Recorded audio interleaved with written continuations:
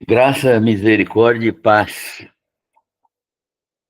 Que Deus esteja abençoando cada um de nós e todos nós juntos, né, nessa jornada aqui pelo livro de Apocalipse. Nós vamos ler apenas alguns versículos do capítulo 1 e depois nós vamos fazer um comentário à guisa de introdução para que a gente possa entender melhor depois o livro de Apocalipse. Revelação de Jesus Cristo, capítulo 1.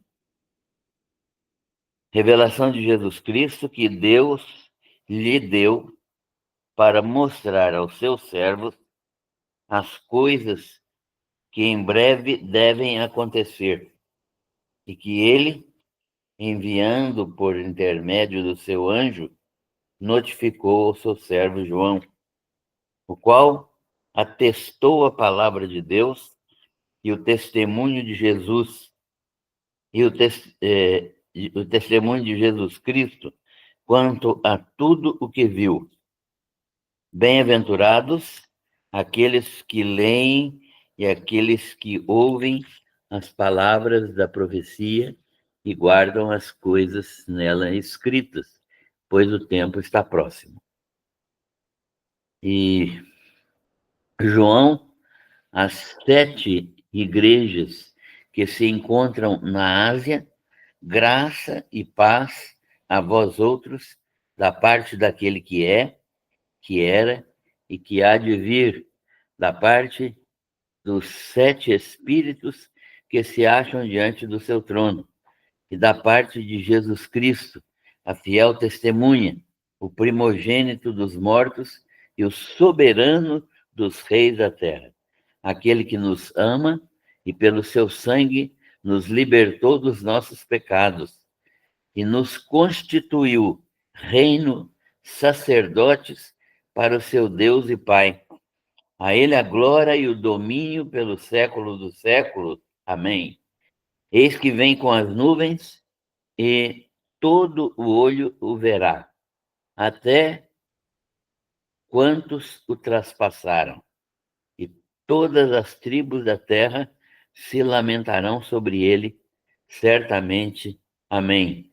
Eu sou o Alfa e o Ômega, diz o Senhor Deus, aquele que é, que era e que há de vir, o Todo-Poderoso.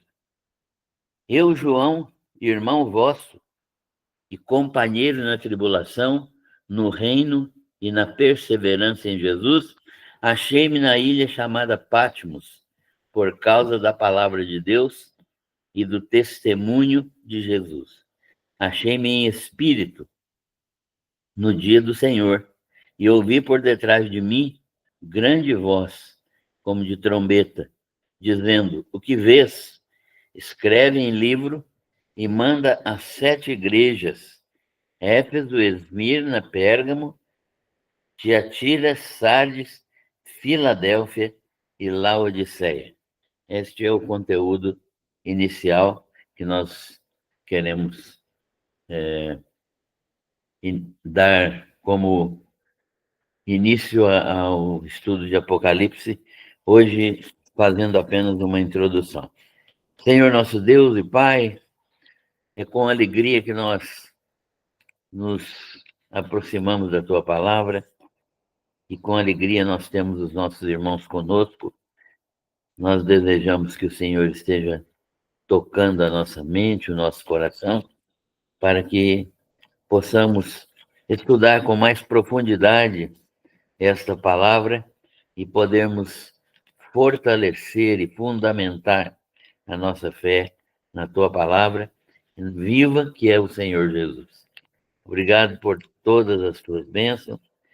Ministra ao nosso coração a Tua verdade, que ela possa produzir transformação na nossa vida. Nós agradecemos pelas vidas aqui presentes conosco nesta reunião virtual. Pedimos que o Senhor esteja cuidando de cada família aqui representada, derramando da Tua graça abundante sobre a vida de cada um dos teus servos. Nós não sabemos como te agradecer por todas as tuas bênçãos, mas queremos te louvar, te bendizer, te adorar como o único Deus verdadeiro, Senhor nosso, aquele que é o dono absoluto da nossa vida. Nós nos alegramos em ti e oramos agradecidos por tudo em nome de Jesus. Amém. Muito bem, nós vamos começar esse novo estudo de Apocalipse, falando um pouco sobre o livro, sobre o autor, sobre as circunstâncias em que o livro foi escrito. E o livro do Apocalipse é uma revelação de Jesus Cristo.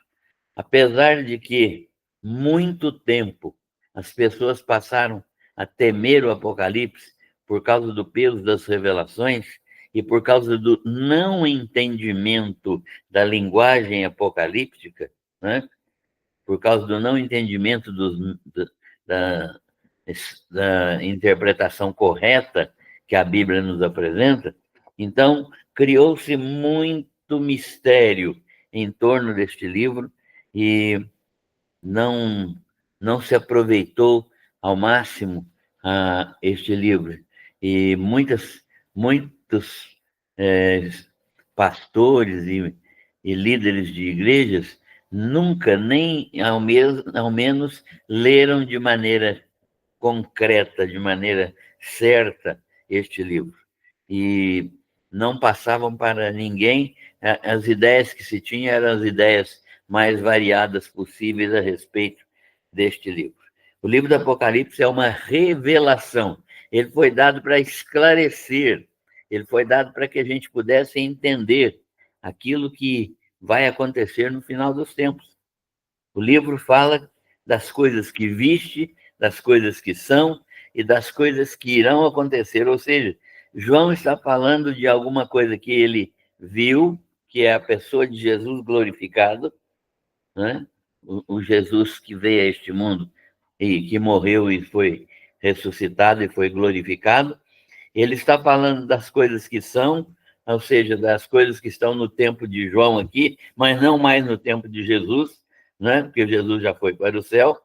Então, as coisas que são, isto é, no tempo em que João está ministrando, e isso foi mais ou menos do ano, aproximadamente aí do ano 30 até quase próximo ao ano 100, né? João estava vivo até próximo de 98 depois de Cristo, segundo a tradição, e nesse período João está descrevendo as coisas que são, né? Que são as igrejas da Ásia Menor, né?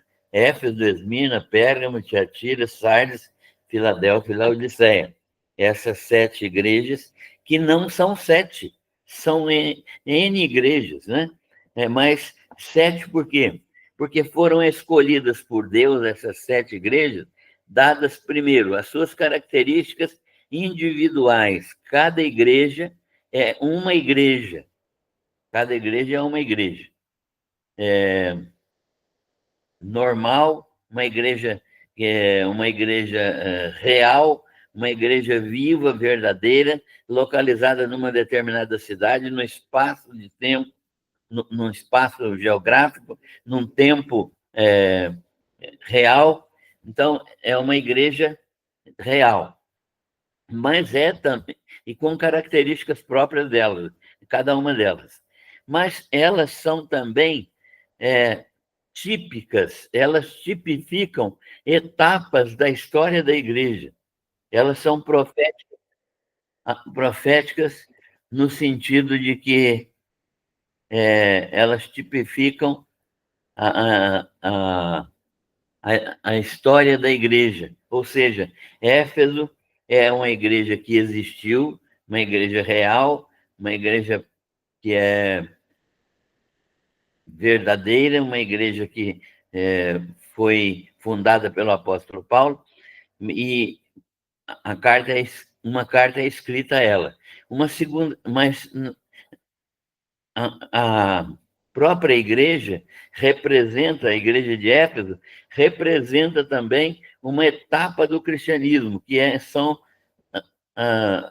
os primeiros 100 anos do cristianismo, né? Aproximadamente 100 anos do cristianismo, quando o último apóstolo morreu, que foi o apóstolo João. Esmirna foi uma igreja real, localizada no tempo e no espaço, uma igreja que estava numa determinada cidade, que sofreu perseguição muito violenta, mas ela também representa não só a si mesma, mas representa também um período da história da igreja de aproximadamente 200 anos, 215 anos, que é o período de perseguição intensa, coincidindo exatamente com o período de perseguição intensa que estava sobre a igreja de Esmirna. Então, a igreja de Esmirna não só é uma igreja real, num tempo concreto, mas ela também representa uma fase da igreja profeticamente. E assim, cada igreja tem a sua representatividade pessoal própria, mas também tem a sua representatividade de etapas da história da igreja, de modo que cada igreja dessa que foi mencionada corresponde a um período histórico da igreja. E por isso elas são igrejas também proféticas, né? Então, quando João traz a mensagem de Deus, de Jesus Cristo, né? Revelando Jesus Cristo, e para cada uma dessas igrejas, ele está trazendo para a igreja inteira, está trazendo até para os nossos dias, né? Apesar de não estar mencionado, primeira Igreja Batista de Cacoal aí no texto, mas está mencionado que, de uma maneira simbólica, no período da igreja de Laodiceia. Então, nós podemos entender claramente que são igrejas reais, mas são também igrejas proféticas, no sentido de que a mensagem para cada uma delas é uma mensagem representativa para cada período histórico da igreja. Éfeso, Esmirna, Pérgamo, né? Tiatira, Sardes, Filadélfia, Laodiceia, completando aí um ciclo, né? que a gente entende que profeticamente fala da igreja inteira. Então, o autor do livro tem essa preocupação. E o livro do Apocalipse é, então, essa revelação de Jesus Cristo e se baseia no sermão escatológico de Jesus. Se nós quisermos depois fazer uma comparação, se tivermos tempo, vamos fazer isso, uma comparação entre aquilo que Jesus falou no sermão escatológico, né, Mateus 24, 25, e aquilo que aconteceu no Apocalipse. Nós vamos ver que há muita semelhança e que João se baseou, João, ao escrever, ele tinha como foco também o próprio sermão escatológico de Jesus, né? Então, o próprio Jesus é quem falou todas essas coisas no sermão escatológico, que é Mateus 24, 25, né? Muito bem, o autor do livro é o próprio Deus. Como nós vimos o texto aqui, é o próprio Deus, né? O texto diz assim: revelação de Jesus Cristo, que Deus lhe deu para mostrar aos seus servos as coisas que em breve devem acontecer, né? E esse em breve aqui é dentro da perspectiva divina, não é dentro da nossa perspectiva. Porque para nós em breve é ontem, né? A gente é tão acelerado, tão ansioso, tão preocupado, que em breve para nós já passou. Mas para Deus, o em breve representa aí um tempo que nós não sabemos. Pode ser um dia, 1000 dias, um ano, 1000 anos, nós não sabemos. É em breve na perspectiva de Deus. E ele deu essa revelação a seus servos para que eles soubessem o que vai acontecer, né? As coisas que devem acontecer, e que ele, Deus, né, enviando por intermédio do seu anjo, notificou a João. Então, o autor não é João. João recebeu essa mensagem de Deus. Deus deu essa mensagem a João. João transcreveu a mensagem, de modo que o autor do livro é o próprio Deus, e é a primeira declaração do livro, bem clara, é essa declaração de que Deus é o autor do livro. O próprio Deus, por meio de um anjo, o notificou a João, o qual o registrou em um livro que foi enviado às 7 igrejas da Ásia, né? O livro é exatamente o que se propõe ser.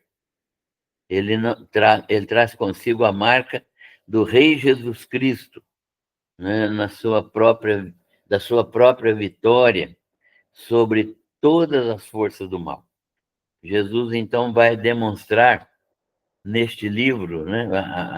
A palavra de Deus vai demonstrar neste livro como que Jesus finalmente vai retornar, né, na segunda vinda, e vai ser vitorioso, vai estabelecer todas as vitórias de Deus sobre o programa do mal e vai cumprir todas as profecias do Velho Testamento feitas e promessas feitas a Abraão, Isaac, Jacó, Samuel, a Davi, e essas promessas serão cabalmente, totalmente e definitivamente cumpridas nesta etapa da história.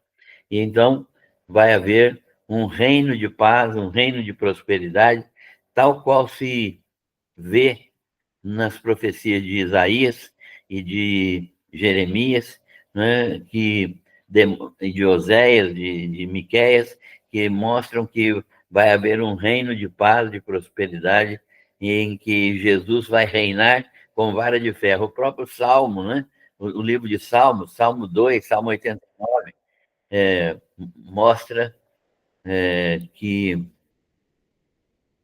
que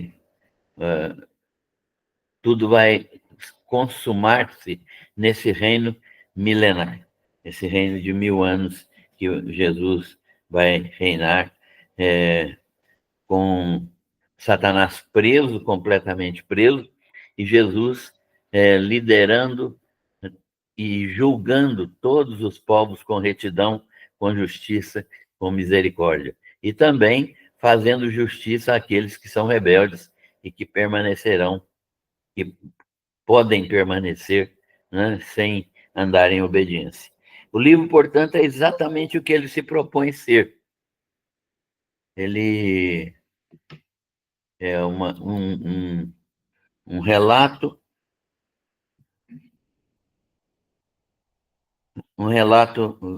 fidedigno, né, digno de crédito, e ele demonstra que Jesus é vitorioso.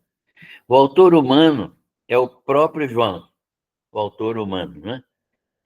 Deus é o autor real, né, espiritual, e o autor humano, aquele que transcreveu o que ele ouviu, que ele recebeu de Deus, é o apóstolo João. E esse apóstolo João aqui é o filho de Zebedeu, irmão de Tiago, o primeiro Tiago, né? Não o Tiago da Epístola. O Tiago da Epístola é irmão de Jesus. Esse Tiago que nós estamos falando aqui é um Tiago, irmão de João e primo de Jesus. Ele era filho de Zebedeu, o João, e que escreveu durante o reinado do imperador Domiciano. Todo mundo que estudou história no ginásio, no ginásio é uma palavra antiga, né? Acho que a maioria nem se lembra que teve ginásio, mas no primário, nos cursos normais de educação, quem estudou história deve se lembrar dos imperadores romanos. Um deles é Domiciano. que reinou de 81 até 96 depois de Cristo. E ele foi um imperador que estabeleceu uma das mais cruéis perseguições contra os cristãos. E por esta perseguição, João foi banido para a ilha de Patmos. Ele foi tirado da cidade de Éfeso e foi mandado para uma ilha deserta chamada Patmos, né? Relativamente deserta. Tinha muito pouca gente lá, porque a ilha é rochosa, não tem árvores. A ilha é uma ilha que fica mais ou menos próximo aí a 100 quilômetros da costa da Ásia, no mar Egeu. Essa ilha existe até hoje e nós sabemos que João ficou ali um período de tempo. Ele foi deportado para lá em 85, no ano de 85, depois de Cristo. E ele ficou ali um ano deportado naquela ilha, né? E nessa situação ele permaneceu esse ano, sendo permitido a ele voltar a Éfeso depois de um ano, né? Então ele permaneceu nessa ilha, deportado e sozinho por cerca de um ano, voltando depois para Éfeso. O apóstolo emprega o tempo verbal nessa descrição aqui, que é passado, para dar a entender que o registro foi feito só depois que ele foi libertado de Éfeso, ou seja, ele não libertado de Patmos, ou seja, ele não escreveu a visão em Patmos. Ele teve a visão lá, mas ele gravou essa visão e só escreveu depois, quando ele voltou a Éfeso, dadas as condições da própria ilha, e, por certo, ele não tinha material suficiente. Naquela época, papel era uma coisa difícil, né? Então, para escrever, ele tinha que ter todo um preparo para poder utilizar pergaminhos ou papiros. Então, ele só escreveu depois que ele foi libertado de Patmos e voltou para Éfeso. O livro tem um conteúdo muito prático. Apresenta lições morais para para o povo de Deus, né? E é um livro que demonstra a ira de Deus. É um livro que fala sobre a ira de Deus. É interessante porque politicamente não é correto, né? Não é politicamente correto falar sobre ira.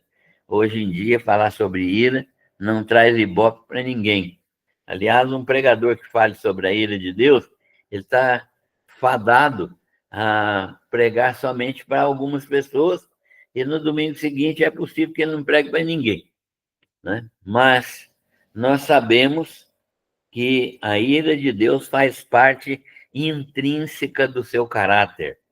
Não é possível existir um Deus sem esta manifestação que é contrária àquilo que é contrário à sua natureza, né? Então, aquilo que é contrário à natureza de Deus, Deus naturalmente está contrário a isso também. E isso é que nós chamamos de ira de Deus. O fato de Deus se colocar contra tudo aquilo que não é agradável à sua natureza. É por isso que o pecador está debaixo da ira de Deus. Por quê? Porque o pecador peca, e isso não está de acordo com a natureza de Deus. Tudo que não está de acordo com a natureza de Deus está debaixo da sua ira. Debaixo da sua ira. E louvado seja Deus que colocou-nos debaixo de Jesus Cristo, ou colocou-nos em Jesus Cristo, para que a ira dele sobre nós caísse sobre a pessoa de Jesus. Louvado seja Deus por isso, porque nós jamais suportaríamos a ira de Deus. A ira de Deus seria destrutiva para nós, né? Destrutiva para nós. Então, nós jamais suportaríamos essa ira, por isso ela caiu sobre Jesus. Então, o livro tem esse conteúdo prático, né? Demonstrando que, verdadeiramente, ele revela a manifestação do juízo de Deus e da ira de Deus. O juízo de Deus contra quem? Não é contra os crentes. Não é contra os crentes.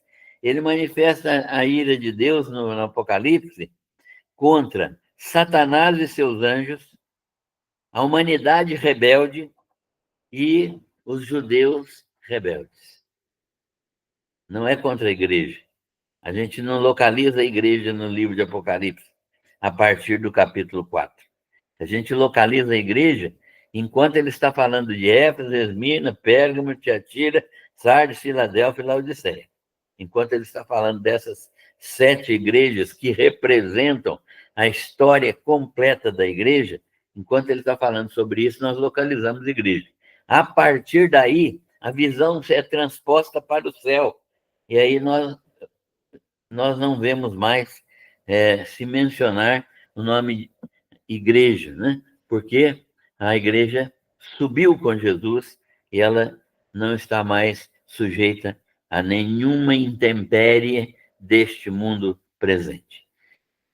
Então, nós sabemos que João foi exilado e ali, na ilha de Patmos, ele recebeu a mensagem e ele viveu, então, até o ano 98, por aí, com quase 100 anos de idade, pregando esse evangelho que ele recebeu do Senhor Jesus Cristo ali. A igreja tinha mais ou menos uns 50 anos de idade, 60 no máximo, e tinha crescido muito, apesar de perseguida. Muitos cristãos eram queimados, irmão. As noites de Roma eram iluminadas por corpos de crentes vivos, pegando fogo. Os historiadores narram isso, né? Como que a cidade era iluminada por crentes que eram mergulhados em combustível, em óleo, depois eles eram incendiados e eram queimados ali, e enquanto os imperadores passavam as suas noites em orgias e desta maneira aumentando os seus pecados, né? Muitos cristãos eram queimados nas noites romanas para iluminar a cidade e como tochas humanas, né, vivas. Outros foram lançados vivos às feras nos coliseus romanos, nos circos romanos, né? Desde Nero, que foi imperador entre 64 e 77 depois de Cristo, começaram as perseguições. Né? Nero foi o iniciador das perseguições e foi nesse tempo que Paulo e Pedro foram martirizados, mortos. Foi Nero quem mandou matar Paulo e Pedro. Essa foi a primeira perseguição. A segunda perseguição foi instituída pelo imperador Domiciano, esse que exilou João para a ilha de Patmos, entre 85 e 86 depois de Cristo. Extremamente severa essa perseguição, uma perseguição violenta. E sendo mortos, não se assustem, cerca de mais de 40 mil cristãos nessa perseguição. 40 mil cristãos.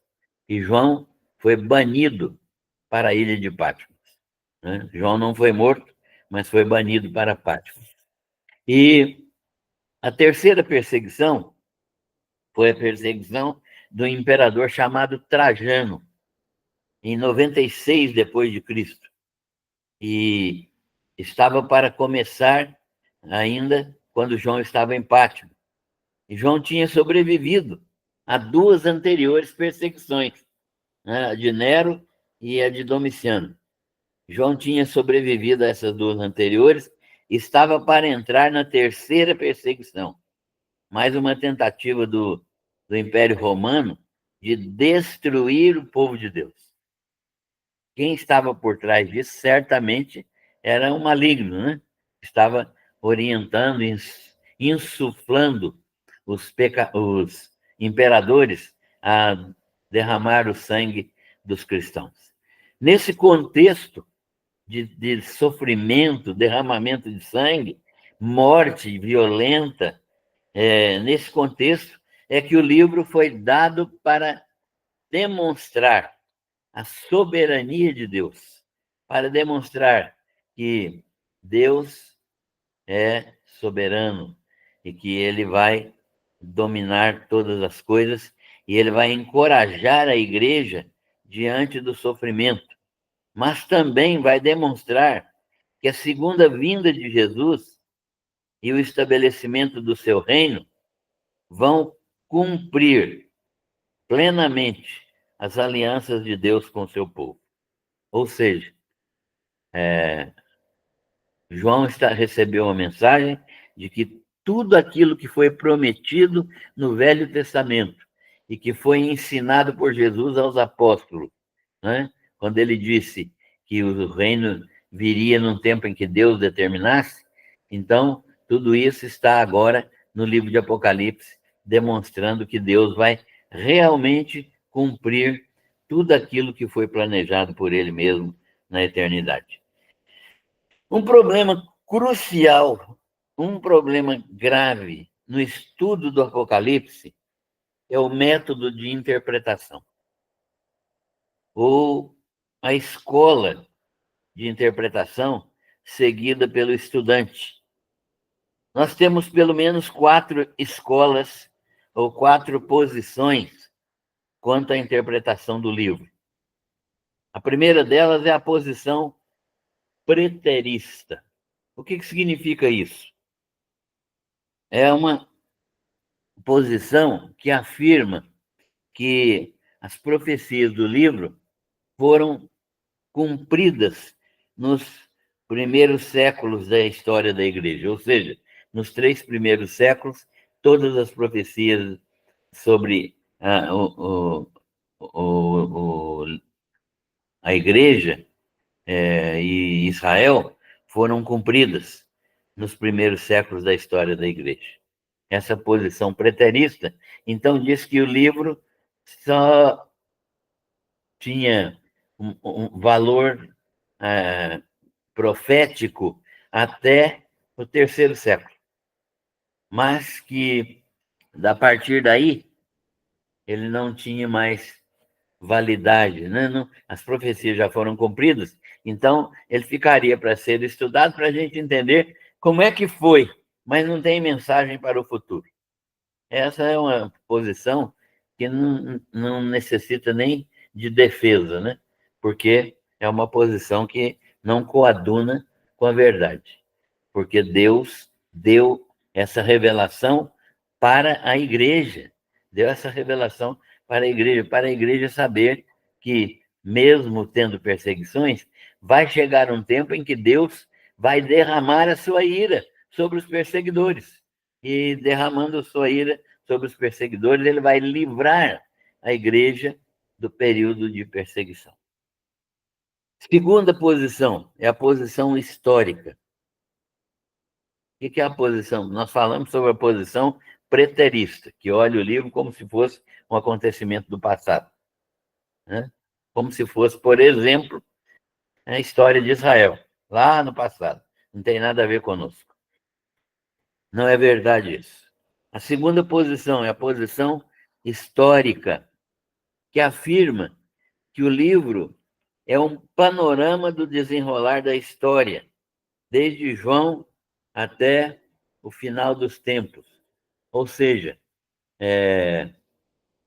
essa posição defende que cada registro em Apocalipse está falando de fatos da história que aconteceram. Então, eles identificam fatos da história do mundo dentro do livro de Apocalipse, né? Essa posição é chamada posição histórica e ela não menciona as ações de Deus trazendo juízo sobre as nações, sobre Satanás e sobre Israel. Uma terceira posição é a posição idealista. O que é a posição idealista? É a posição que afirma que o livro é uma representação figurativa dos grandes princípios, do bem e do mal, em constante conflito, e sem referência a qualquer evento histórico. Ou seja, para os idealistas, o livro é simplesmente uma representação figurativa de que há dois sistemas em luta, o sistema do bem e o sistema do mal. Essa posição é uma posição extremamente perigosa, porque ela coloca Satanás em pé de igualdade com Deus. E nós sabemos que Satanás é uma criatura de Deus, não como Satanás, não como Lúcifer, mas está em oposição a Deus, mas ele não é em nada semelhante a Deus, e ele é infinitamente menor do que Deus. Ele está em oposição, mas ele não tem nenhuma ascendência sobre Deus, e ele não pode lutar com Deus em igualdade de condições. Então, essa posição idealista, que fala que como se o bem e o mal estivessem lutando num teatro, como se fosse uma representação cenográfica, né, da luta entre o bem e o mal. Não é isso também. E a posição última, futurista, né, a quarta posição, que é a posição futurista, que afirma que a maior parte do livro, isto é, dos capítulos 4 até o 22, isso é profecia. E o próprio livro fala que essa palavra é uma palavra profética, né? Esse livro fala, o próprio livro admite claramente que essa é uma palavra profética e afirmando que a maior parte do livro é profecia a ser cumprida. Profecia a ser cumprida. Isto é, profecia que ainda vai ser cumprida. Baseado na interpretação normal, na interpretação literal, ou, né, na interpretação costumeira, na interpretação normal que se faz de qualquer livro, respeitando as figuras de linguagem, respeitando os recursos de gramática, né, os recursos gramaticais, e fazendo, então, aquilo que nós chamamos de interpretação gramático-histórica, que foi a interpretação que Esdras e Neemias deram à lei, que foi a interpretação que Jesus e os discípulos deram à lei, e que é a interpretação apostólica de tudo aquilo que foi escrito. Portanto, é uma interpretação que tem fundamentação e tem apoio, respaldo na própria pessoa de Jesus. Então, nós adotamos, desde quando começamos a estudar a Bíblia, esta posição futurista, porque verdadeiramente ela demonstra que o livro de Apocalipse ainda vai ser cumprido, vai ser cumprido. Ele já está sendo cumprido na história da igreja e vai ser cumprido na história de Israel, na história do mundo, quando a igreja for retirada deste mundo, conforme o estudo da carta aos Tessalonicenses. A posição futurista, portanto, é aquilo que nós seguimos neste estudo. O esboço básico do livro de Apocalipse está no capítulo 1, no versículo 19. O que o versículo 19 do capítulo 1 diz? Diz assim: escreve, pois, as coisas que viste. Jesus falando com João. Escreve as coisas que viste. Viste como? Na visão que ele teve. Ele recebeu uma visão, né? Nós vamos ler isso depois. Escreve, pois, as coisas que viste e as coisas que são, aquelas que estavam acontecendo no tempo de João, e as que hão de acontecer depois destas. Ou seja, depois que passar o período da igreja, né? Quando a igreja não estiver mais no mundo, aquelas que vão acontecer depois que a igreja tiver sido tirada deste mundo. Então, João recebeu esta orientação. Escreve, pois, as coisas que viste, as coisas do passado, as coisas que são, as coisas do presente. As coisas do presente são aquelas que João estava presenciando e profetizando, e as coisas que hão de acontecer depois destas, ou depois que acontecerem as coisas do presente, ou seja, as coisas do futuro. Então, as coisas do passado, do capítulo 1, as coisas que são, do capítulo 2 e 3, e as coisas que hão de acontecer depois dessa, que é o capítulo 4 até o 22. E no próprio capítulo 4, no versículo 1, está escrito assim: depois destas coisas, né? Então, bate exatamente com aquilo que Jesus falou para João, aquelas que depois iriam acontecer. Depois destas coisas, olhei e eis não somente uma porta aberta no céu, como a primeira voz que ouvi, como de trombeta ao falar comigo: sobe para aqui, te mostrarei o que deve acontecer depois dessas coisas. Então, o próprio livro se divide em 3 partes, né? As coisas que viste, as coisas que são e as coisas que vão acontecer. As coisas que viste são a visão de Jesus Cristo ressuscitado, que é quem está sendo revelado. As coisas que são as igrejas da Ásia, as igrejas locais, literais, né? E representativas de períodos da história da igreja, como nós já dissemos. E as coisas que vão acontecer, as profecias, a partir do capítulo 4 até o 22, que serão cumpridas no reino milenar e antes do reino milenar, no período da tribulação, no tempo oportuno de cada uma. Cada uma dessas coisas vão acontecer no tempo oportuno de cada uma profecia, especialmente a tribulação. A tribulação foi profetizada por Jeremias, depois nós vamos ter a oportunidade de ver isso, né? Associar o estudo de Apocalipse com o estudo das profecias para facilitar mais a nossa compreensão. O estudo do Apocalipse está relacionado com a segunda vinda do Senhor Jesus.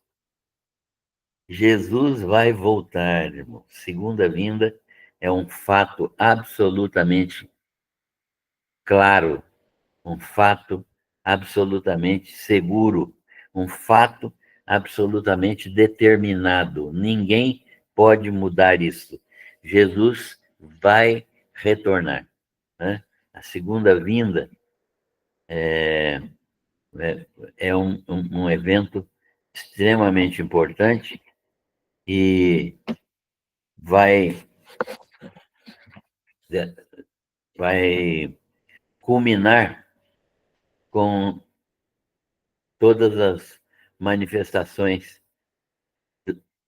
do Senhor Jesus em glória, né? Quando ele voltar em glória. Então, nós vamos estudar isso para a gente analisar essa segunda vinda do Senhor Jesus no estudo de Apocalipse. Quanto à segunda vinda, nós temos pelo menos 3 posições dos estudiosos de escatologia, né? quais são as 3 posições que nós temos? Primeiro, a posição amilenista. O que é que significa isso? Nós vamos tentar explicar para quando os irmãos ouvirem essa expressão, saberem exatamente o que está acontecendo. A posição amilenista significa que não há milênio. Segundo essa escola interpretativa, não há milênio, não há esse período de 1000 anos aqui na Terra. Para eles, o milênio é a presente condição dos justos, as pessoas que morrem em Cristo, né, no céu, elas estão lá no céu agora, e para os amilenistas, essa presente condição dos justos lá no céu é que é o milênio. Então, quando eu morro como crente em Jesus Cristo, eu vou para o céu, e lá no céu eu estou cumprindo o milênio, né? O milênio é uma,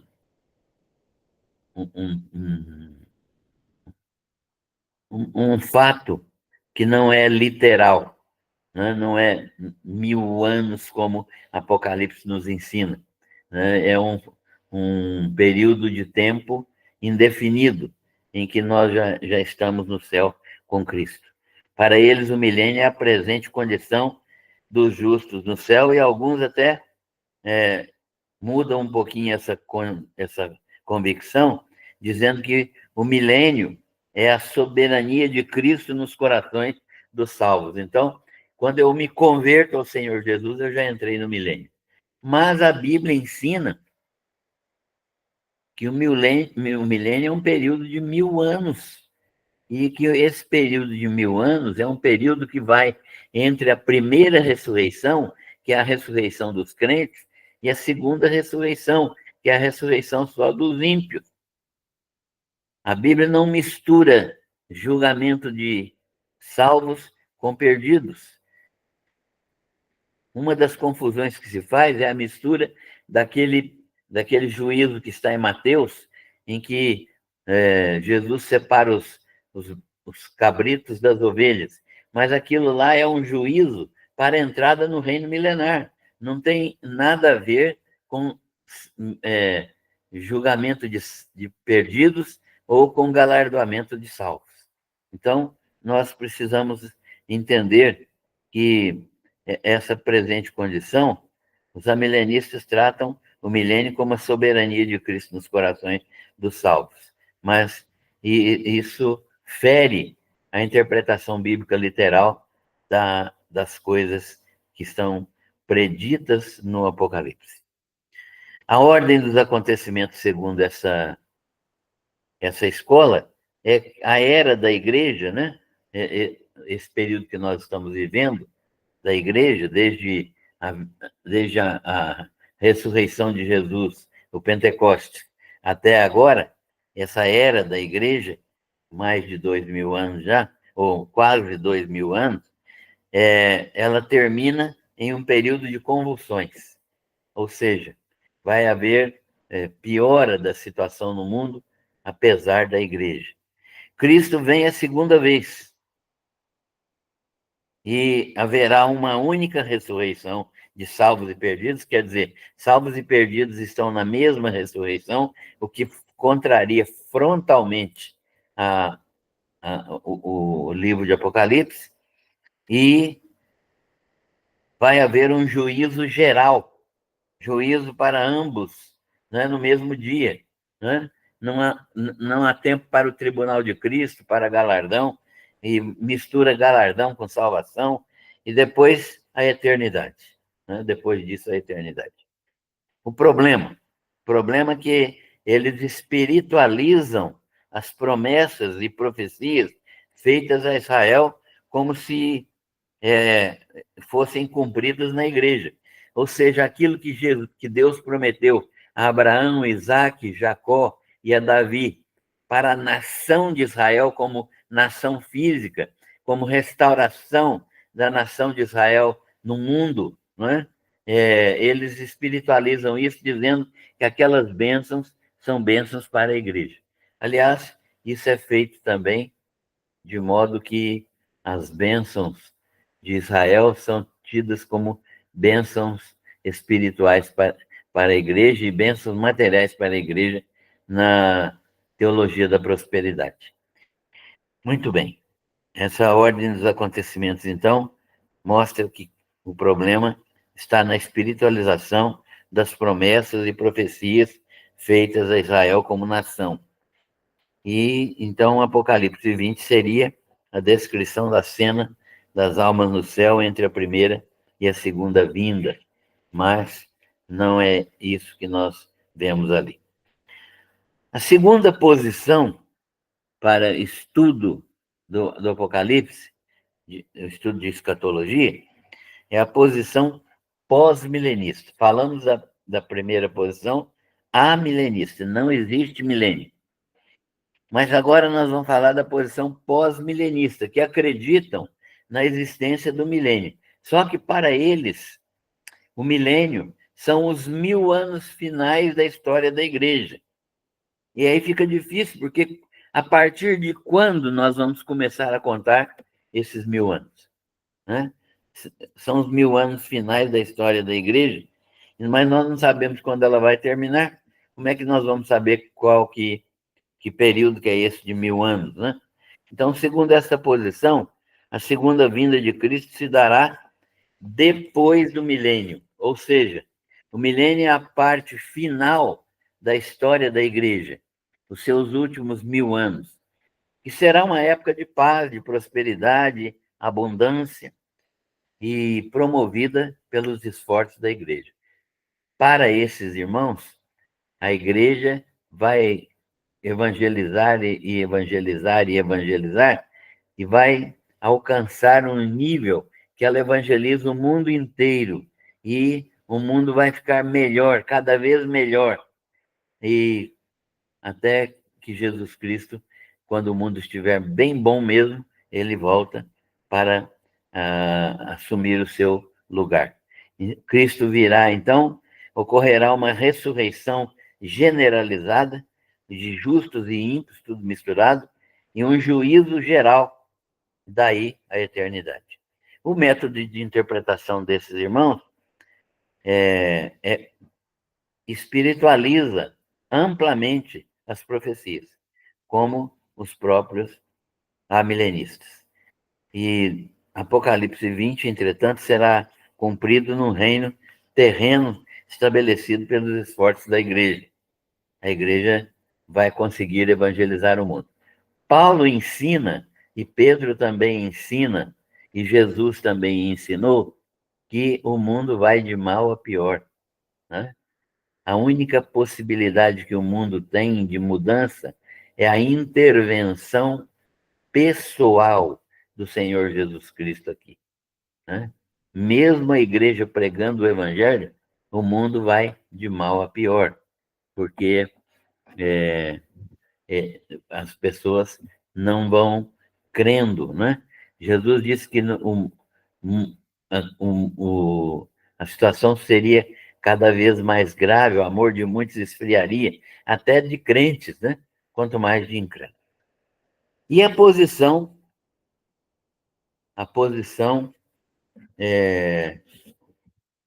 que é mais que a gente pode defender biblicamente, que é a posição chamada pré-milenista. O que é a posição pré-milenista?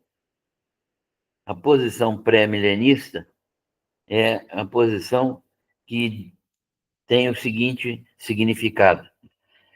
Ela diz que a segunda vinda de Cristo acontecerá antes do milênio. Por quê? Porque é Jesus que vai instaurar o reino e que vai mudar todas as coisas com seu governo de vara de ferro, certo? Então é Jesus quem vai transformar todas as coisas, é o seu domínio, né? O seu domínio sobre todas as coisas que vai transformar. Não é nem mesmo a igreja consegue fazer essa transformação pela pregação do evangelho. É só a intervenção de Jesus. E a ordem dos acontecimentos nessa escola é que a era da igreja termina no tempo da tribulação.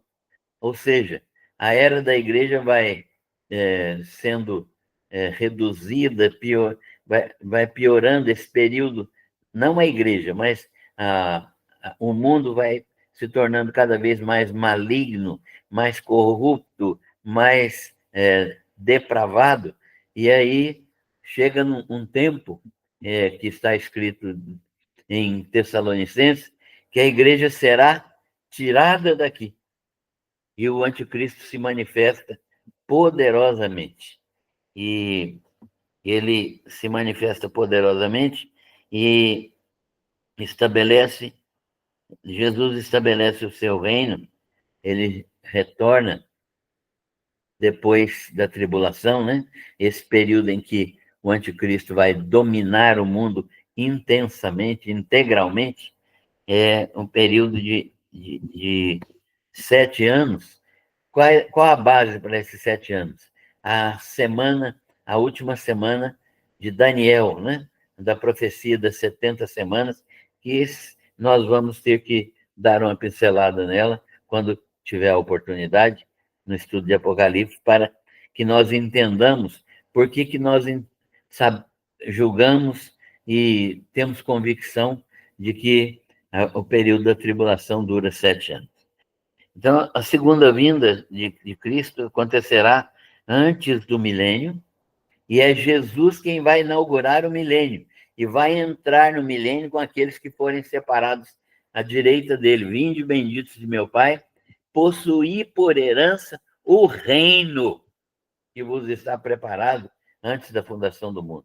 Está falando do reino milenar, não está falando do reino dos céus, está falando do reino de Deus aqui neste mundo, que foi prometido a Abraão, Isaac, Jacó, e que foi prometido a Davi, e o próprio Davi estará ressuscitado nesse tempo, conforme ensino claro, categórico de Jeremias, e nós vamos ver isso também. Então, o método de interpretação dessa escola do pré-milenismo é o método gramático histórico, ou chamado de interpretação literal, mas literal aqui não significa aquilo que muita gente pensa, né? Que a letra fala, porque, né, se a gente for interpretar do jeito que esse povo pensa, quando Jesus fala que ele é o pão da vida, a gente pensa que ele é pão de farinha de trigo com fermento, água e sal, né? Não, nós sabemos que a palavra pão ali tem um significado original, que é alimento, mas tem um significado que é de alimento espiritual, porque o pão é um tipo de alimento. Então, Jesus é um alimento espiritual. Isso não impede. Quando eu falo eu estou morto de cansado, as pessoas entendem que eu não estou morto, no sentido literal da palavra, né? Não perdi minha vida, o coração parou de bater, eu parei de respirar e já estão correndo para a funerária para arrumar meu caixão. Não é isso, né? As pessoas sabem que eu estou extremamente cansado. Isso não invalida em nenhum aspecto, pelo contrário, isso nos ajuda a interpretar a Bíblia gramático historicamente, né? E é esse tipo de interpretação que Esdras fez, que Jesus fez, que os discípulos fizeram e que a reforma protestante reintroduziu no evangelicalismo, porque as interpretações que o catolicismo romano fez deturparam completamente a palavra do Senhor, de modo que o catolicismo romano hoje é uma religião pagã. Esse método de interpretação, portanto, nos ajuda a entender que nós vamos ter um tipo de ação do Espírito Santo, de Jesus Cristo, que é chamado de arrebatamento. E que, para muitos cristãos, especialmente os amilenistas, né, não há. Arrebatamento não existe. Eles misturam arrebatamento com segunda vinda no mesmo prato. Muito bem, nós já passamos mais de uma hora aqui estudando e eu espero que nós tenhamos ajudado os irmãos a entenderem um pouco melhor o contexto do livro de Apocalipse, porque é nesse contexto que nós vamos estudar depois, versículo por versículo, até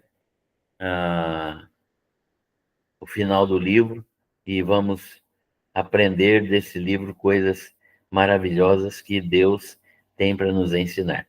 Não sou eu que ensino nada para ninguém. Eu estou apenas aqui discutindo, conversando, pensando junto com os irmãos a respeito desta bênção que é o livro de Apocalipse, interpretado da maneira mais bíblica possível. Que Deus esteja abençoando a vida de todos, que a graça do Senhor seja manifesta na vida de todos, que amanhã nós possamos juntos comemorar a ressurreição do Senhor Jesus e aguardar a sua segunda vinda, né? Para a glória do seu nome. Deus abençoe a todos.